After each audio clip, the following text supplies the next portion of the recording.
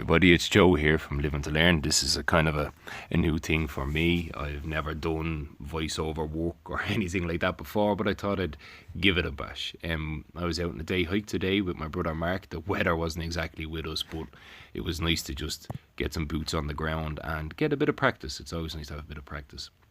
I ain't seen Mark in an age. He's been dealing with a lot of stuff, so it was nice to be able to get out and just have a cup of tea and wax lyrical underneath a rainy tarp. Sometimes Mother Nature can force you to be together, but I just thought I'd bring you along with us today.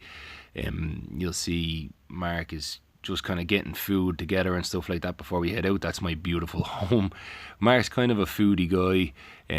I like my wood carving stuff, whereas Mark likes to cook in the woods, and it's always nice to get out with him. I make the hangers and he makes the food, and it's very symbiotic. But the weather at the house wasn't too bad, but as you can see up there at the mountain, it was to prove us wrong again. So I mean, jump on board and we can head out. It's just kind of more of a ride along video.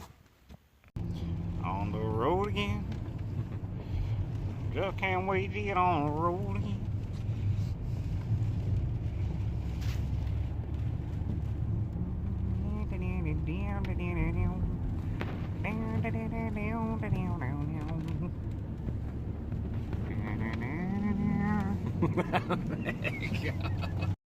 So here we are, just on the trip up the Crew. I have to say we're very lucky to have this on our doorstep. This is just past the viewpoint here. You're looking over at the hill where the kind of hellfire would be facing, and there's a lovely little restaurant just down there. But it's an absolutely beautiful drive. Normally where that grass would end, you would kind of be able to see the whole of Dublin. It's a fantastic view from up there, but as you can see, the weather wasn't with us this day. I'm just pulling in here to park. I don't like going into the car park at Crew. Be warned, in weather like this, it can be either a flood or it could be snowed in, but it's easier to kind of park on the road. So one of the things I'd like to talk about, and it's become my favourite piece of gear over the past 3 days of fire, snow and misery, is my Snugpack Patrol poncho. They're about €40, but this thing is absolutely amazing. One of the best features of it gives your bag full coverage. But sadly, like any poncho, you're going to have wet knees and stuff. But nice and light and does the job. Here you can just see the snowpack run off. I just decided to get a video of this because normally that forest or that trail is pretty dry, but the water running off the mountain was just absolutely unbelievable today. I mean, you could audibly hear the amount of water flowing down the mountain. Here's Mark enjoying the misery, and off back up the trail we go.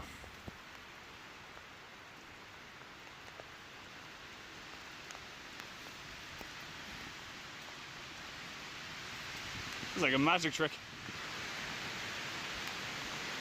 Shazam.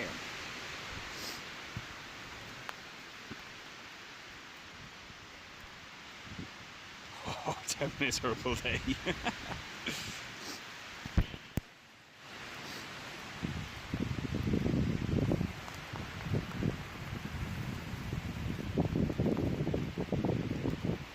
Mark from Living to Learn.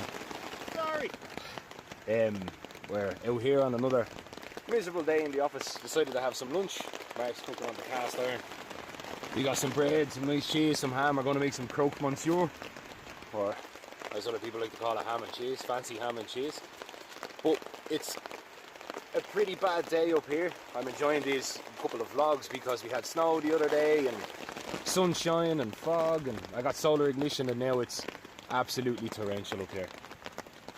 You might be able to hear it on the tarp, but I thought it would give me a good chance to chill this day. Sadly we lost Stephen Hawkins this morning, God among men, but I thought I'd talk a little bit about science. You might be able to see underneath the tarp, oh lord, you're getting this kind of condensation, even though there's plenty of ventilation and stuff here. But what that's called is the Peltier effect. If any of you guys or girls have a dehumidifier or anything that put for drying rooms and stuff, inside that device will be a thing called a Peltier device. You'd know it because it's like a big steel grill, and what that does is it gets really cold on one side and really warm on the other side, and that creates moisture and it pulls it down into your dehumidifier. So basically what's happening here is the Peltier effect.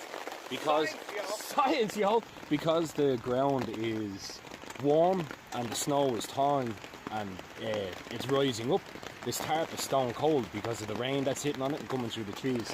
So basically the entire tarp has become a massive Peltier device with the warm air rising to hit it and it being cold.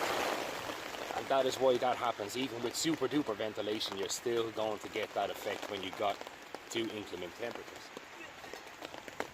But we're not doing much. We had plans, but again it was nice.